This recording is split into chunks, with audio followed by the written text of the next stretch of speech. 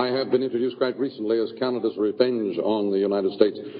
You know, from the land of the dew line, early warning system. But this is one of my themes tonight, as it were. The artist as early warning system for new media. But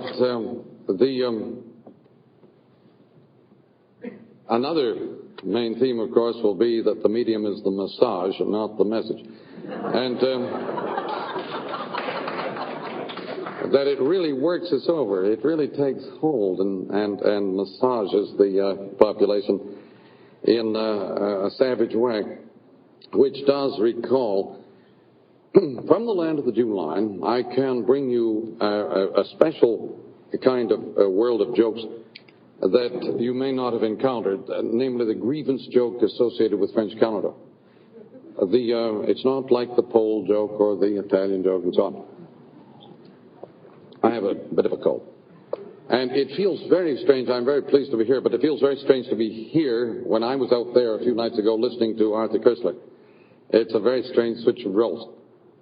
But I think it was Steve Allen who said that the funny man is a man with a grievance.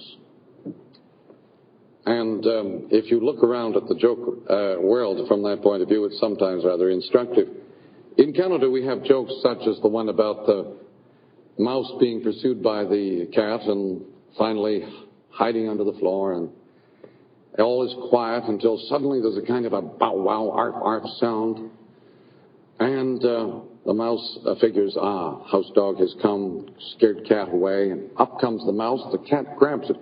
As the cat chews the mouse down, it says, it pays to be bilingual. And there are a lot of those jokes around up there, but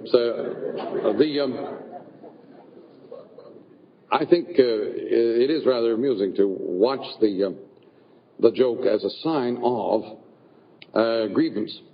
And in the same way, slang can be an indicator of subtle change of sensibility, shifting patterns of perception. And if our youngsters were encouraged to pay the utmost attention and respect to slang from this point of view, it might clarify some of the problems they have.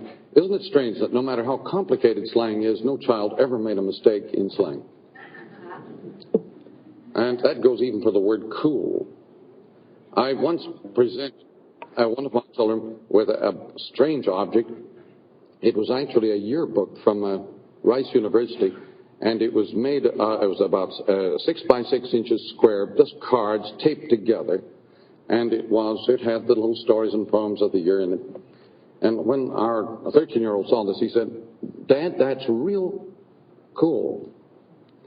And he was using the term quite correctly. But many people have difficulty with that term, especially when I use it. And actually, I merely draw it from the world of slang, in which it means involved and detached at the same time, like a surgeon operating. Cool means identification with the creative process. When a person is both involved and detached, he has to identify with the creative process. You can read a great deal about the concept cool in Mr. Eliot's Four Quartets. It's a somewhat oriental concept. And the Western man tends to be either involved or detached, but not both at once. So this is a new development in our society. It is a complicated idea, and it is a profoundly creative idea. Well, we're going to have a pleasant few minutes here, and I'm going to break at 9 o'clock so that some people can be seated, and then we'll continue and have a few questions after a bit of chatting.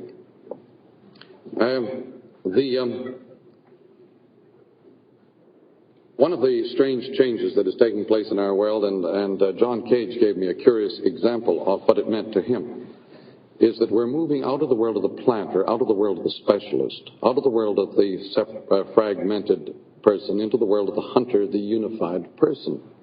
This is the meaning of James Bond. It's the meaning of the sleuth, the meaning of the obsession with crime in our world, because the criminal or criminologist alike are both hunters They belong to the old Paleolithic world and are really a new type of human being in our midst. The person who explores the total human environment, the way the old hunter used to, and food gatherer used to explore his entire environment as a unified field. Because the man, the planter, man, the basket weaver, the pot maker, and so on, he came in after the Paleolithic man, and we've had thousands of years of the planter. And John Cage, when I mentioned this to him, he said, "That's very interesting." I said, "I spend my life hunting mushrooms. I am not the least bit interested in cultivating them." And this is a curious illustration of the difference between the two kinds of man. The hunter is not concerned with classification or specialism or the processes of cultivation, only with discovery. And so there are some rather exciting things afoot. For example, if one wanted to talk about the future of work in our world, we know that it has very little to do with jobs as they're presently understood. It has much to do with discovery, much to do with knowing, much to do with involvement in processes, so much so that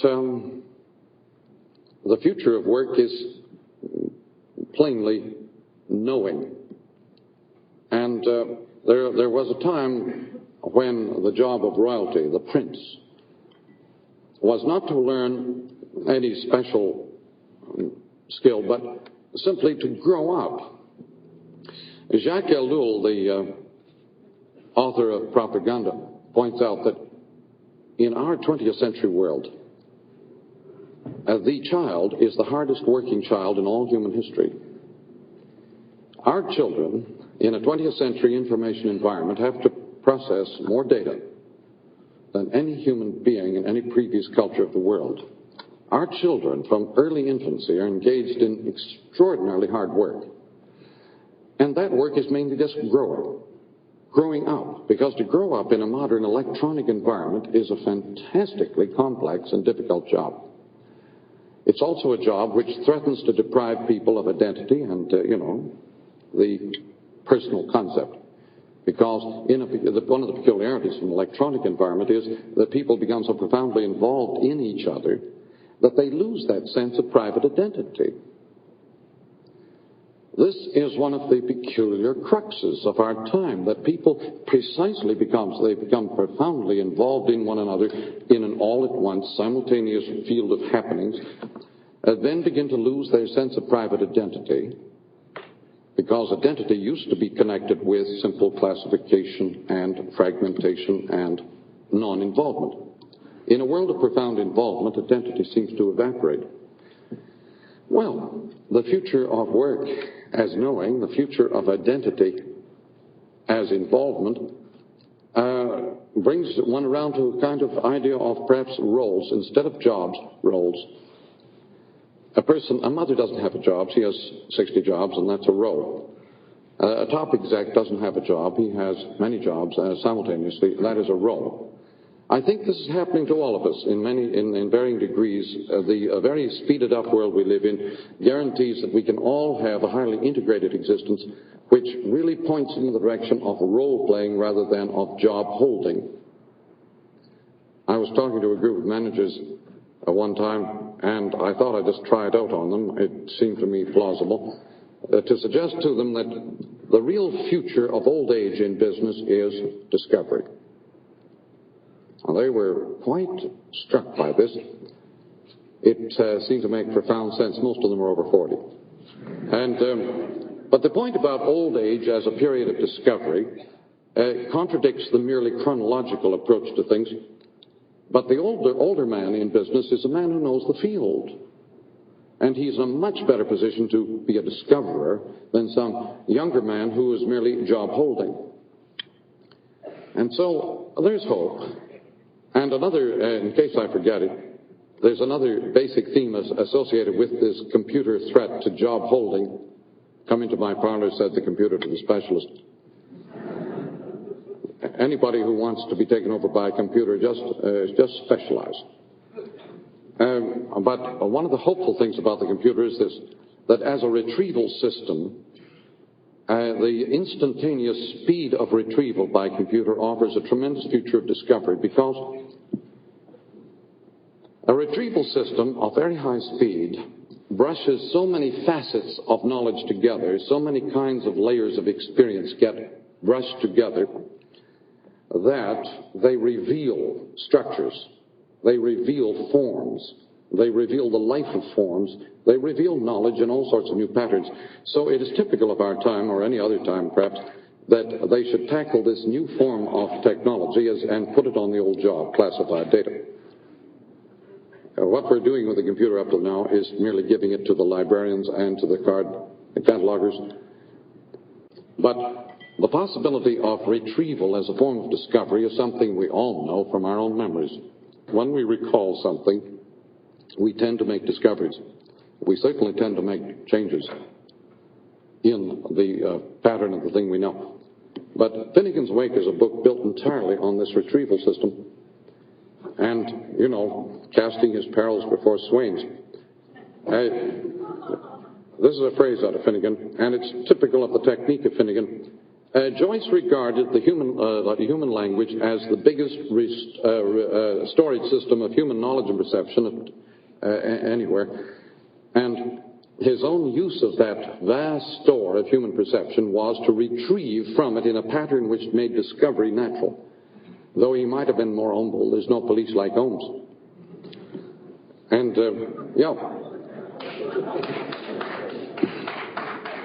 that's retrieval. The pun, as a form of retrieval, brushes various layers and contexts together and creates a new discovery pattern.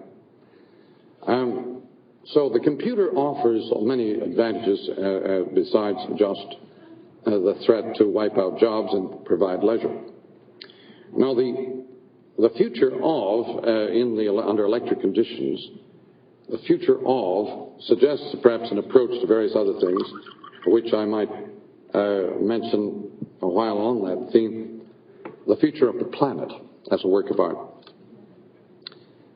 Since the planet has its new environment of satellites and information, electronic information, the planet is rapidly becoming an old nose cone, a work of art.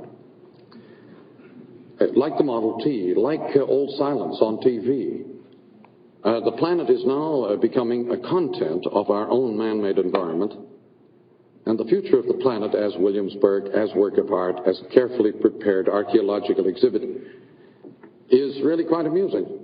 And the future work of mankind will be mainly raking and tidying and clipping the whole planet, putting it in shape, reconstructing it pretty much the way it was when the Pilgrims landed and that sort of thing.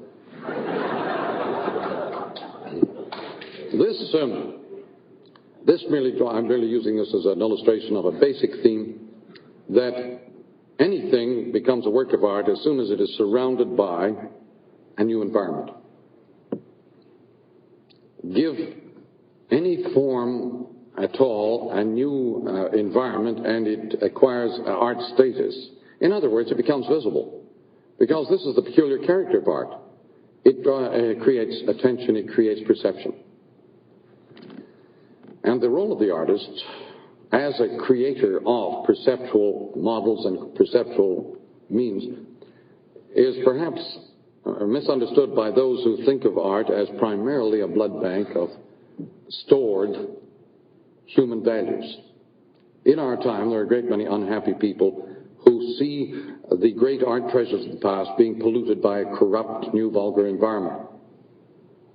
It never occurs to them perhaps their job is the penetration and exploration of these new environments, and that the mere accumulation of past human experience in blood banks called art does not really contribute very much toward the perception of our current environment. But we might come back to that theme during questions.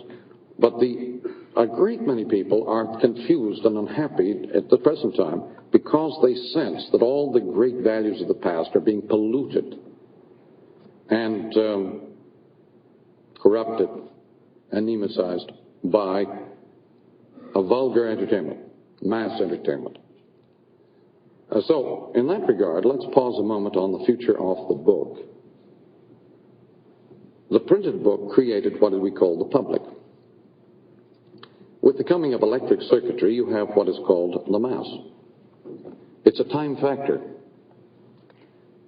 The book created the public because the book was, as a printed form, made possible a very large body of people, but not simultaneous.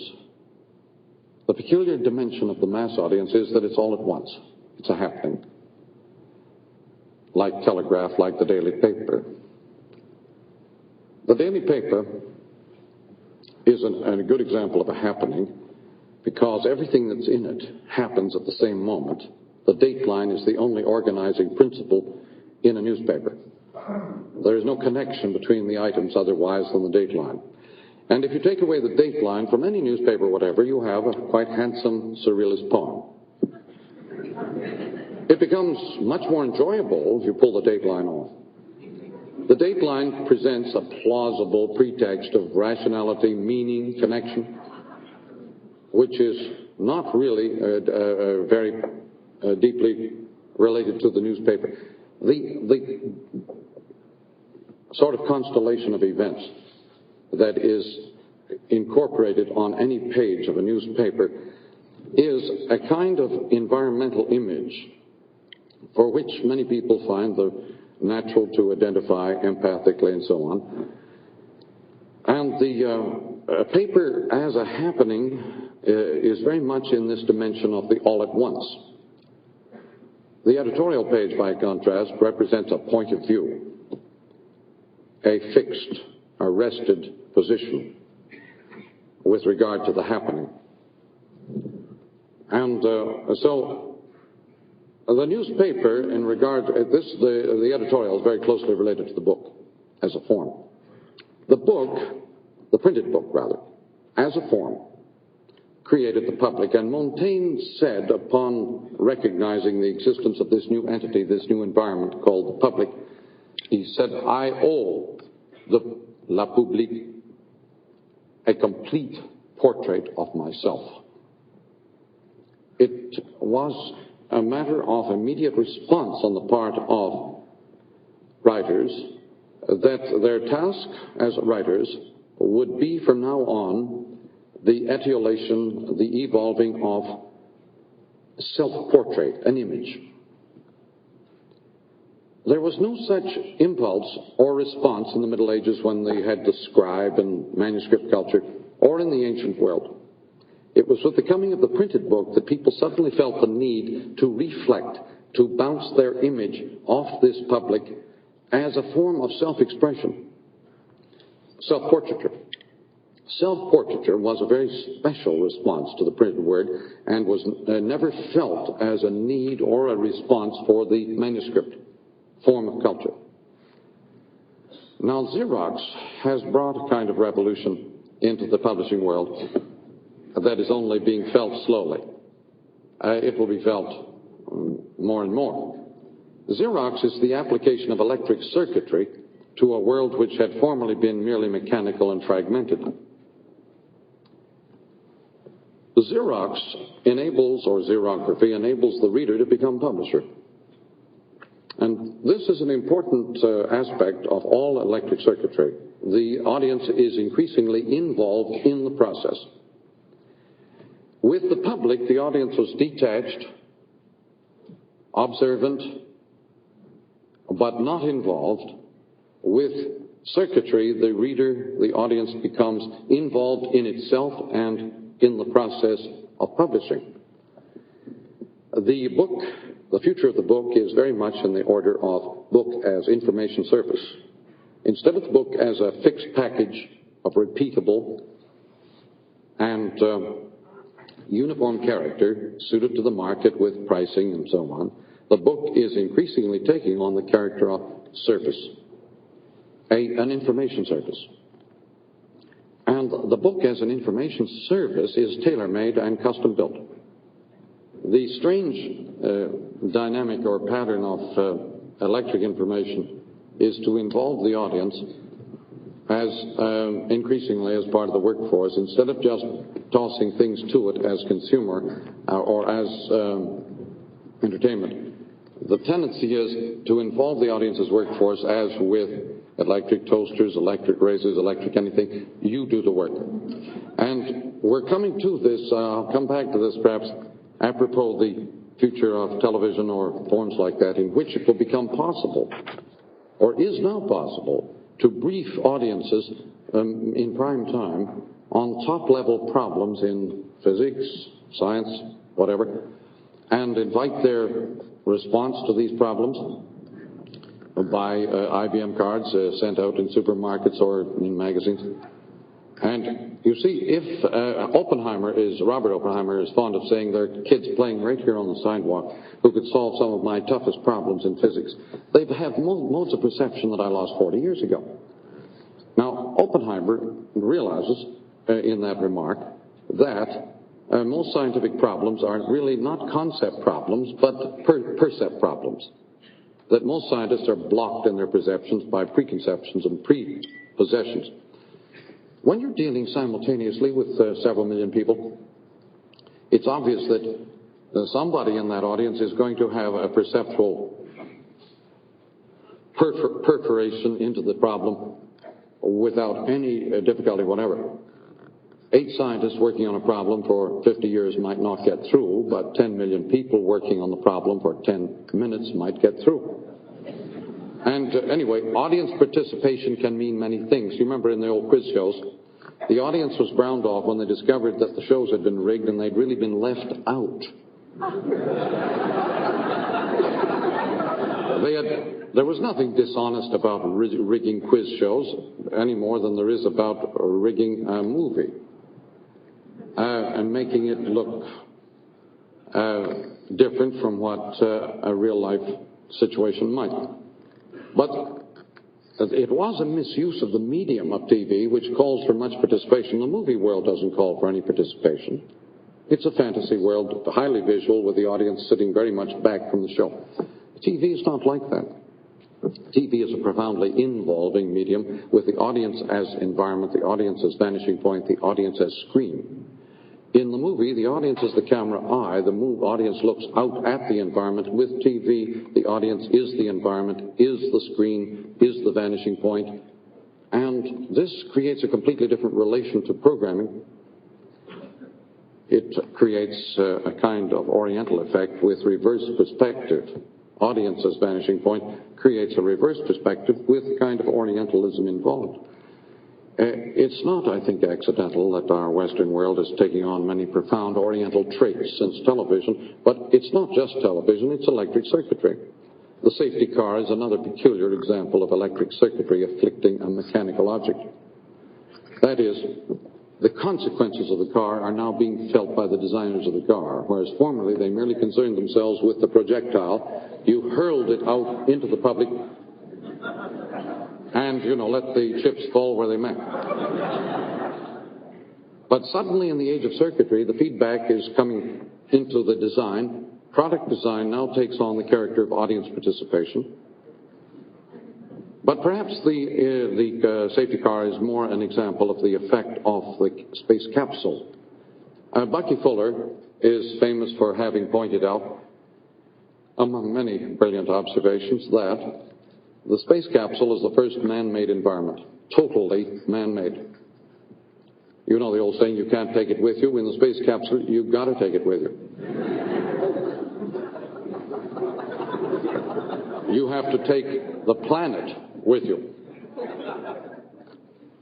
And so the space capsule is really a kind of complete environment in which all consequences of all maneuvers are anticipated by design, by the built-in design pattern.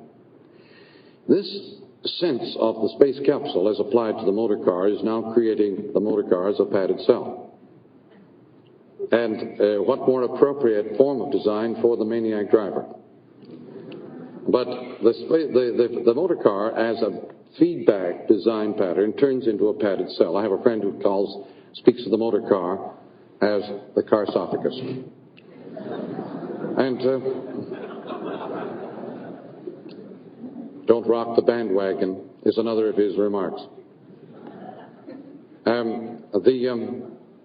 The carsophagus is a form of peripatetic vehicle in which the effects of the object on the environment are built back into the object. And this is something that is characteristic of electric circuits. A circuit as such is a form that feeds back and feeds us into the circuit. All circuits are do-it-yourself objects. The book on Xerox becomes somewhat like the safety car. The reader becomes a publisher and author. In the ancient days of the scribe, in manuscript cultures, the scribe was both publisher and author.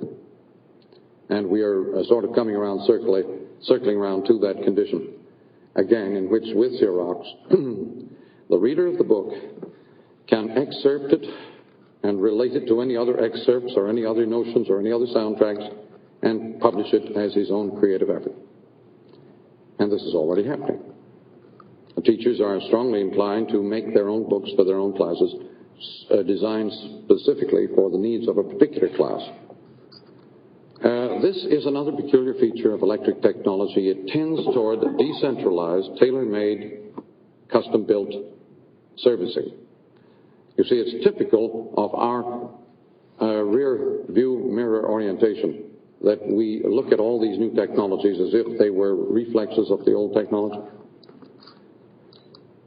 For heaven knows how long, people have encountered each new technology by translating it back into the old familiar one. It's not, you know this, all the types of examples of that. The first motor cars were made with buggy whip holders, and the new automation computer devices are being made as if they were card catalogs. And this strange habit of looking backward when moving forward is one that perhaps won't quite bear up, isn't quite consistent with jet speeds and electronic speeds. It may be that we are the first human generation to feel the need for a close look at what's actually happening under our noses instead of that rearview mirror look. Because the rearview mirror is a very comforting spot. It gives you a sense of remoteness and, like Bonanza, the suburban world of our time lives in Bonanza land. This gives it a comfortable sense of distance and security. It's a 19th century image. When the railway was new, in the 19th century, people formed an image not of the railway and the new world it was creating, the new cities. They formed an image of an Arcadian retreat, a pastoral, innocent world, a Jeffersonian paradise, that was their image of the railway. As soon as they banged into the railway, they translated themselves back into an agrarian, Arcadian, pastoral world. And this is a kind of normal human reaction to novelty and innovation. Its inappropriateness as a reaction is in no way deters people from this strategy. It's a kind of déjà vu. Every time you encounter the new, you say, I've been here before. And this isn't as new as you might think, all that. This seems to tie in with the ancient theory of human learning as needfully going from the known to the unknown. I don't think there's too much evidence that this is a basic pattern of human learning. I think there's lots of evidence, though, for the fact that the moment you encounter the unknown, you translate it back into the known. This means that we never encounter the unknown. We encounter only convenient self-deception. But the world of electric technology and circuitry, then, as involving the audience as workforce, has extraordinary implications. And you can see while this development is taking place, while the audience is becoming profoundly involved in making a world of entertainment, the gloom whores stand around classifying the program and providing program ratings of the most unhappy kind. This, while the audience is about to take over this vast creative act, the gloom pourers stand around reading off audience ratings. For example, 350 million people each week watch Bonanza in 62 different countries of the world. What could be a more gloomy image of the human condition? And so on. Actually, Bonanza isn't that bad a show. There was a little boy in Nairobi a few weeks ago in Africa who was found wandering around the city, and on being questioned by the police, he explained he had come from some village, and he was an orphan. And they said, yeah, well, why are you here? He said, I'm looking for Mr. Cartwright. I think he can help me. And I'm quite sure he could, too. But the Bonanza is for countries in Africa or in Indonesia and China. Bonanza must have a very strange aspect. It must look like some distant science fiction image of some remote world to come. That is, for countries that never had a 19th century, Bonanza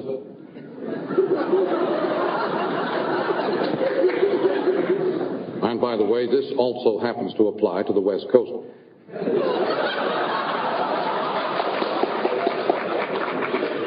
California didn't have a 19th century. During the 19th century, people were making their way out there as best they could.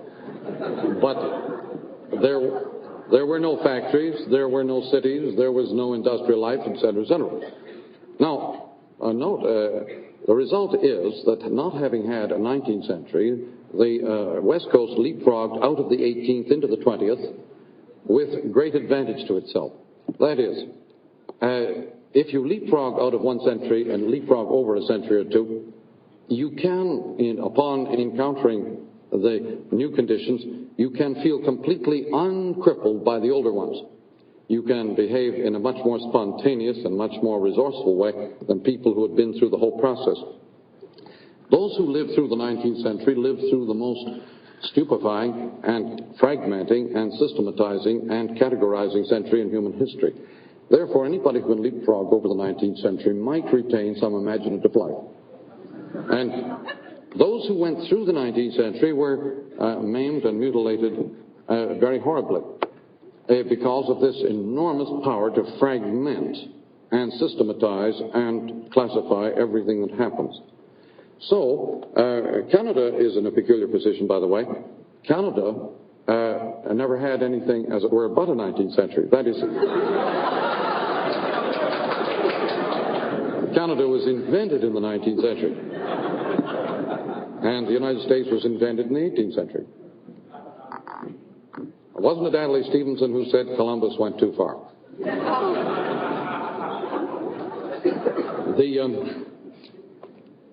This business of leapfrogging, though, is not without its significant features. In our present time, you see, there are many countries in the world who are leapfrogging out of 10,000 BC into the 20th century. Many countries that are doing this, leapfrogging out of prehistory into post-history.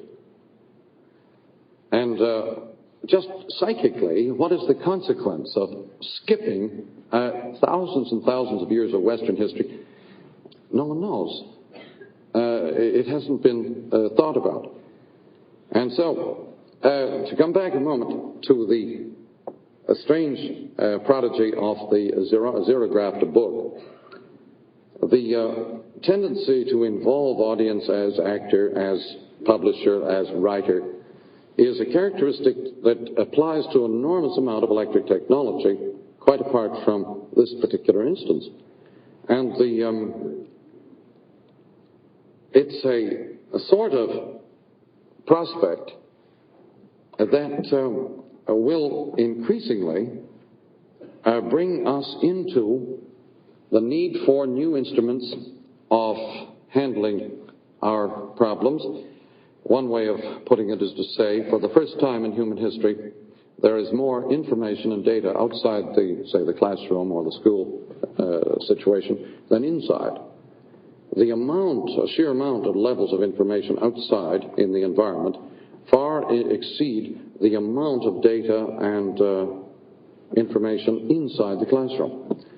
Now, this is not just of very recent origin. It's occurring more and more rapidly and on a much bigger and bigger scale.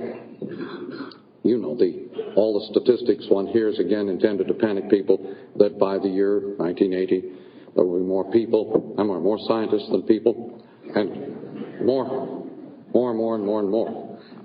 But what would seem to be, therefore, the future of education in a world in which the proportions of information have been reversed? That in the ordinary human past, there had been more in knowledge and information available inside the classroom conditions than outside. With this spectacular reversal of this condition, it would seem to be possible that the business of the school has also reversed, that the business of the school is no longer instruction, but discovery. And that the business of the teaching establishment is to train perception upon the outer environment instead of merely stenciling information upon the brain pans of children inside the environment. Now, we have never had an educational system programmed to train perception of the outer world, and it will create a considerable trauma or shock to switch into that mode of activity. But it's like the audience in the entertainment world that is ready to go into action on high-level problems.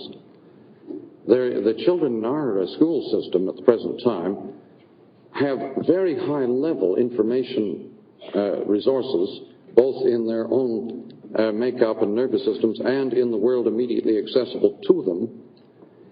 And they can be given the task in teams of researching all sorts of fascinating problems. For example, suppose a group of elementary school children were given the job of trying to find out what was happening to America since color TV. Teams of them could be turned loose in just making inventories of effects observable in clothing, in food, in cars, in designs, in family life, in all sorts of forms. If they merely made inventories, they didn't have to use any ideas, they didn't have to reach any conclusions, they merely were invited to observe, to make inventories of effects.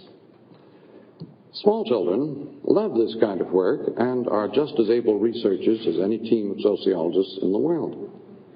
And the accumulation of such inventories can be absolutely necessary and indispensable to the highest operations. And many people, I was hearing a sociologist today suggest that it was quite impossible to make a direct connection between television and any change whatever. Now this is in a certain sense true. On the other hand, if you make an inventory of all the changes that have taken place in the last 12, 15 years since TV, without any preconceptions, without any theories about what television is or what television does, if one merely made an inventory of all the changes in speech, in politics, in habits of human association, habits of reading, habits of dress and food, and so on, it might become quite evident that there had been a kind of a pattern of change. And this would be a scientific report in the usual way of an induction, no conclusions, just here are the changes that have taken place in the past 15 years in all these fields since TV. And you could, in turn, look at that same curve in relation to some other technology if you chose. But the way to study the effects, well, for example, if you wanted to study what the motor car was, you might find out more from what it did to the environment and the community. In other words, if you notice that the motor car created road systems and vast servicing industries, you would probably have a better idea of the motor car than you could have from photographic images of cars in catalogs. The car is what it does to people and what it does to the environment. And so, with any other medium, as far as I know, a medium creates an environment. An environment is a process.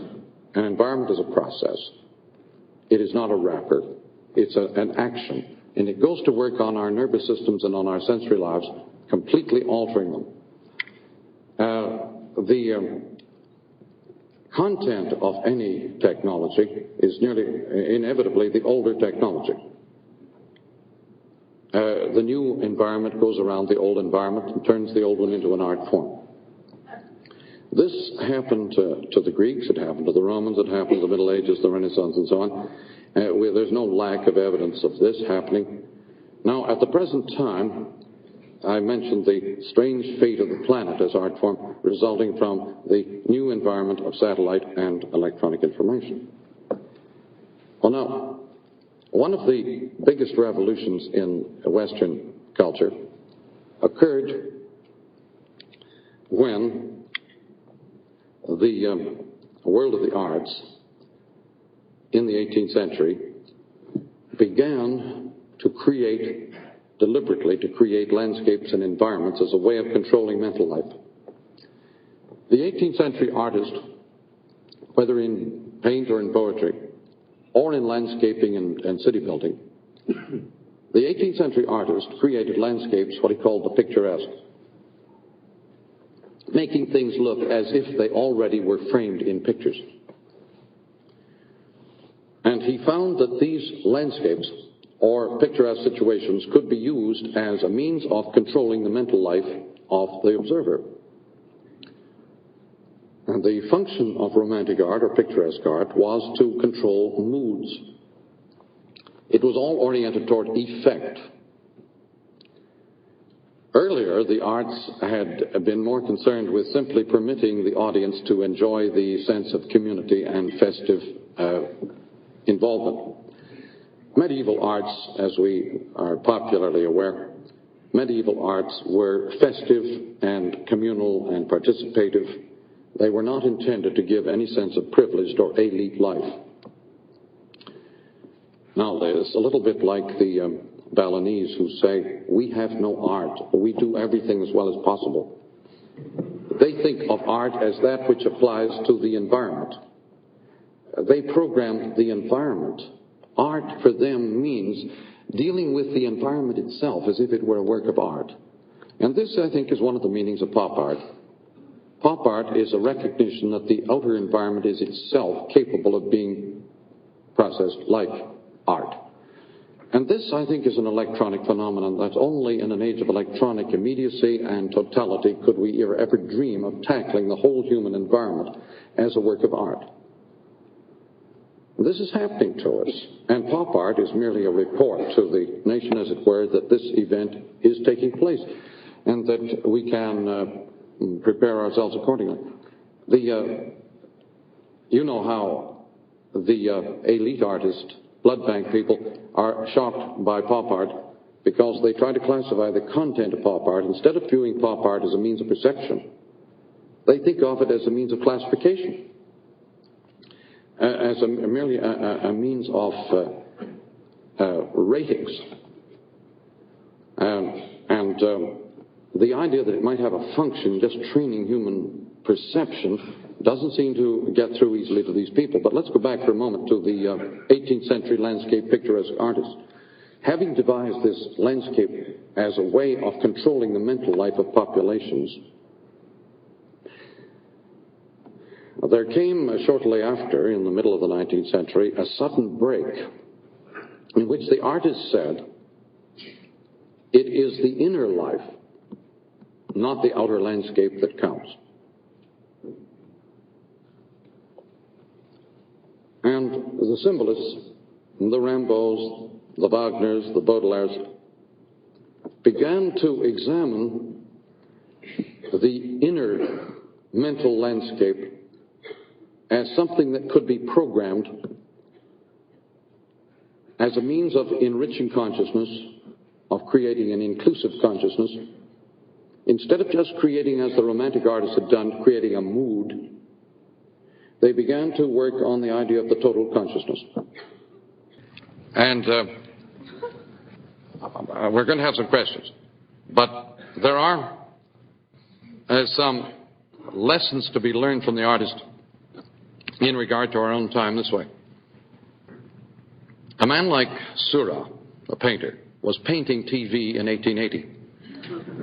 That is, he had a model of perception that had all the technical features of TV, rear projection, minute fragmentation of image into these little pointillisms.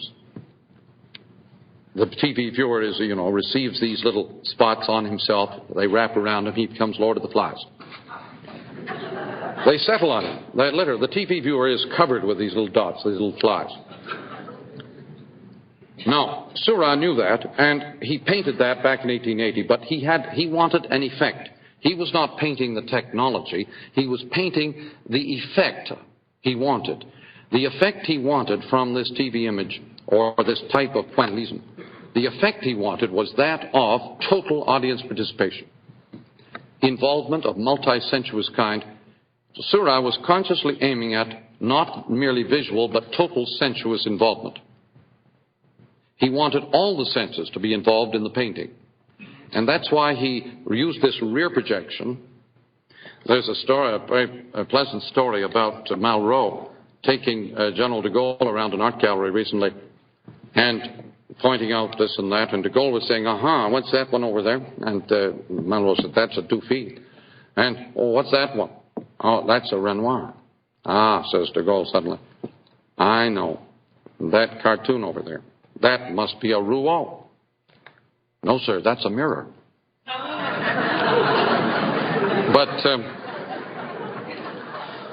Rouault came to mind because he, too, was a rear projectionist. That is, the light came through the image to the viewer.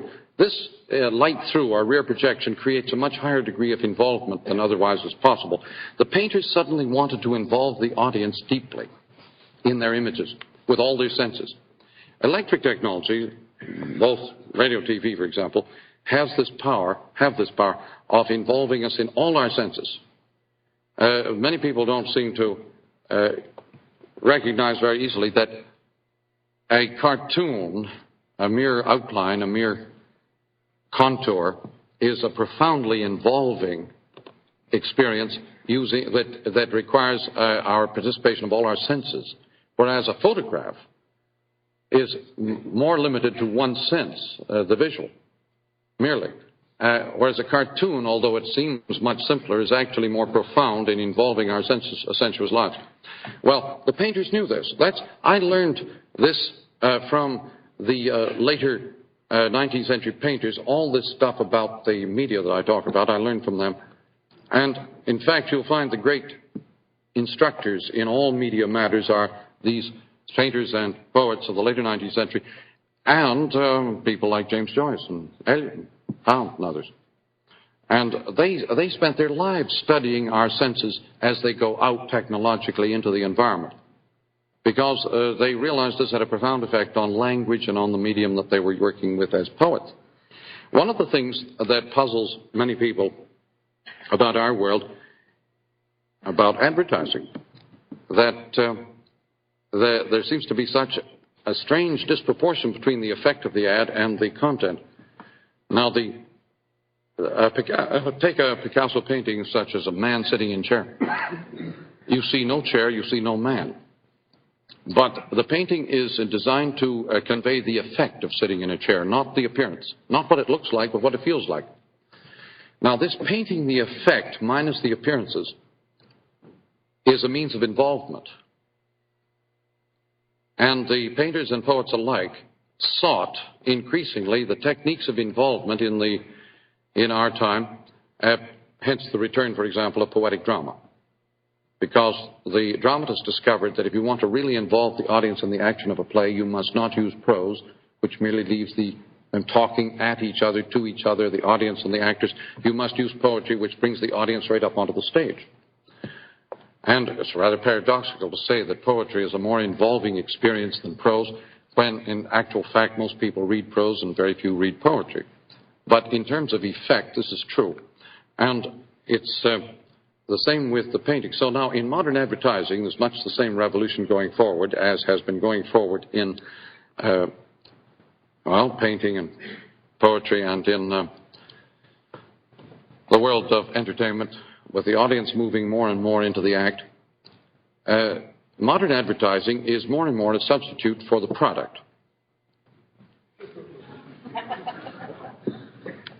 Because of its rich resources and means of sensuous solicitation, modern advertising can give you the effect of almost anything without your having to bother about having the thing at all.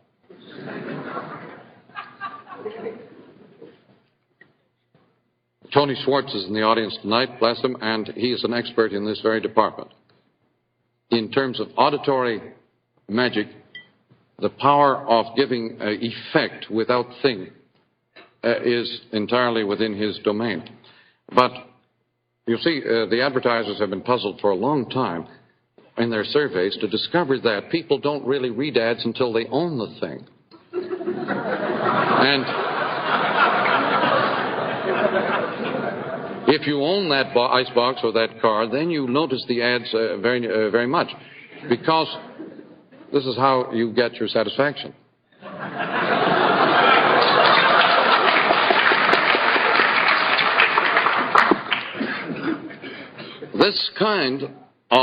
The ad world then becomes an enormous area of information service, part of the service industries, enabling you to substitute the effect for the thing, just like Picasso. And this is called non-objective abstract art. And now you see it, now you don't see it, and so on. But no, the artists have been usually go through these maneuvers 50 or more years before the engineers get around to them. And so the advantage of knowing art is orientation in a complex world. It gives you 50-year breathing space before the thing hits. And that is a considerable advantage. In these terms, and I'm going to pause here for a few questions after this observation, one of the peculiar results of this profound involvement through circuitry, as compared with the old detachment of literacy and visual culture, one of the effects has been the increasing orientalization of the Western world. Even as we pour and lavish our 19th century technology on the East, we are doing to ourselves the exact opposite. We are orientalizing ourselves by going inward. And it's very easy to see them going westward and very difficult to see ourselves going inward, because it is so environmental with us that it becomes almost imperceptible. You can, however, if you do inventory, discover the amazing rise of Oriental values in the arts and in all sorts of produce and all sorts of habits. And I'm sure they could, by similar inventories, find that the West made considerable inroads into their world. But this this may serve as a last break example for the kind of change that is going on in our own midst, that we're conveying. We're doing this to ourselves. Nobody's doing it to us. We are orientalizing ourselves while westernizing the East, and seemingly taking much credit to ourselves for the westernizing and not even noticing what we're doing to ourselves. You see how many people find it desirable to saddle me with moral judgments and the need for value judgments. You can see that if you notice this orientalizing of the Western world, it would be impertinent and somewhat fatuous to approve or disapprove anything that concerned the life of nations and many, many millions of people simultaneously. It would be very much like the position of Margaret Fuller, one of Bucky's relatives, by the way, who said back in, 1850, "I accept the universe." And Emerson, I think it was, who said, "Gad, she'd better." Please. Well, now, time for a few questions.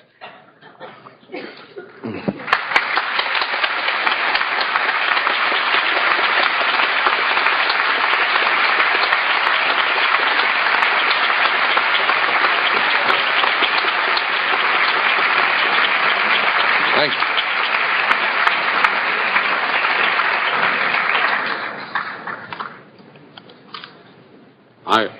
Oh, there's a mic, a mobile mic down there for people with questions.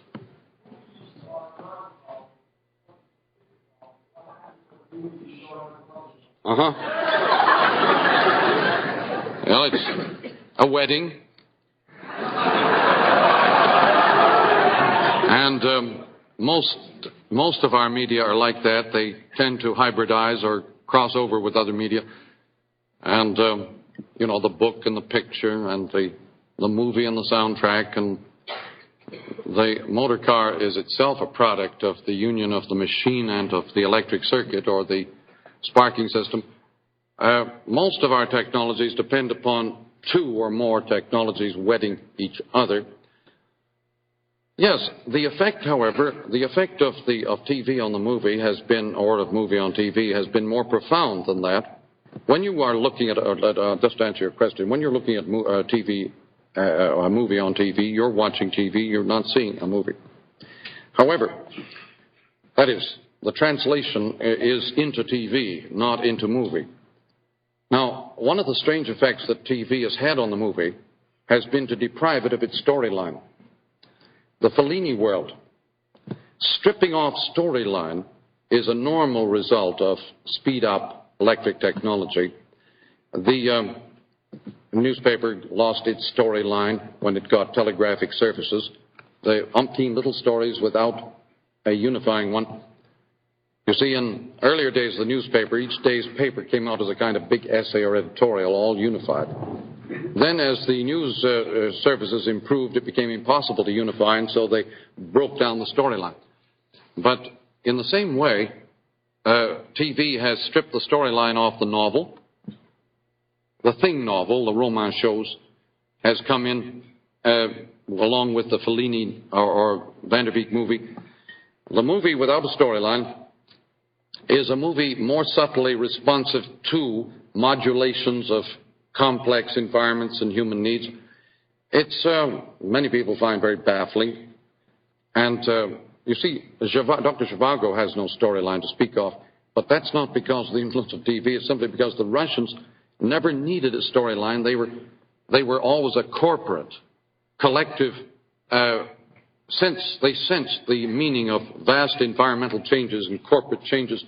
And so, in War and Peace or in Dr. Zhivago, you have this sense of mass, collective energy, reshaping whole populations. And so a narrative, a mere narrative storyline from a personal point of view of an author doesn't tend to exist. But the storyline has not only disappeared in humor, all the vast new group of jokes in many areas that have many effects but no stories, like Alexander Graham Kowalski, the first telephone pole. And no story, but just an effect. Now, it's an effect of a happening, everything happening at once, without a connecting story. Our humor, the elephant jokes and many others, are all in this pattern. The disappearance of storyline goes along with the disappearance of clotheslines, hemlines, stag lines, you name it. The line as a means of organizing human energy is disappearing.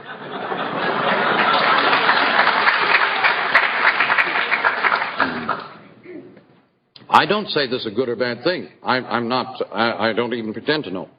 But it disappears under the impact of an all-at-once technology. TV is not a narrative medium, and any attempts to keep it within the narrative mold have been rather unhappy. But narrative comes with book culture, especially print culture. Prior to print, the narrative structure was rather obscure and opaque compared to what it became with printing. As a matter of fact, you don't even get fictional narrative until you hit upon the wonderful device of getting the characters all moving along a road. 18th century novel. When you get the characters on the road, then you begin to get novels with plots. But the fictional form is a very peculiar one and disappearing very rapidly. A thing like In Cold Blood would have been a novel 20, 30 years ago. In Cold Blood is like Dr. Zhivago, the account of a huge upheaval within our own sensory life. It's like the safety car, a radical change of orientation. It's a revolution. And it doesn't depend on a storyline so much as on an environmental shaping of energy. So a novel and movie and TV have this profound kind of relationship that the movie is undergoing very rapid change along with the novel as a result of contact with TV. Yes, sir. I wonder if you could give a few more concrete examples of what you mean by orientalizing our society. Well, in terms of our own children's lives, our children today, small children, anywhere in their up to the teenage group, have they've gone inside themselves in the sense of taking themselves with profound seriousness. They're not looking for goals, a la the old movie world with its camera angles outward. They're looking for roles, involvement, participation. And again, I'm not approving or disapproving. It's simply something that's happened. The young people today are not goal-oriented. They're role-oriented. It's like Peace Corps. Peace Corps isn't a goal activity. It's a role. It's involvement. And we need Peace Corps activity at home. It's ridiculous to think of Peace Corps as something that should be going on out in remote parts of the world. It should be done on our own campuses. Anyway, this kind of inwardness and this self-inspection and inquisition and profound earnestness and seriousness, lack of playfulness, and so on, is very much a part of the Oriental in our own lives. This gentleman had asked if I could merely give some examples of Oriental influences in our own lives. A curious example comes to mind in the life of Thomas Merton, who, as you know, became a Trappist monk quite a few years ago, and who has emerged from that monastery to become a hermit. He finds the corporate life of a monastery altogether too brash, vulgar, and noisy for his inward life. He has removed himself from that brash community into a silent hut. Now, this is this kind of involvement, the yogi-like or contemplative-like involvement in depth in ourselves, this quest inwardly for huge significances. This is not exactly a Western habit, of a cheerful endeavor and applied knowledge and so on. I'm not trying to make any prophecies or any gloomy observations at all. I simply notice these changes. And the changes are very much like changes between the old dance style and the new dance style. In the old dance style, you moved around a dance floor. You asked people for dances. You changed partners. Now you move out onto the floor and you sculpture. They call it frug tusi whatnot. You make images. You can't ask anybody for a dance on that floor. There's no way of getting in. It's a closed world. It's profound. It has depth. Whereas the old foxtrot world was an exceedingly superficial, although cheerful world, and to which I belong.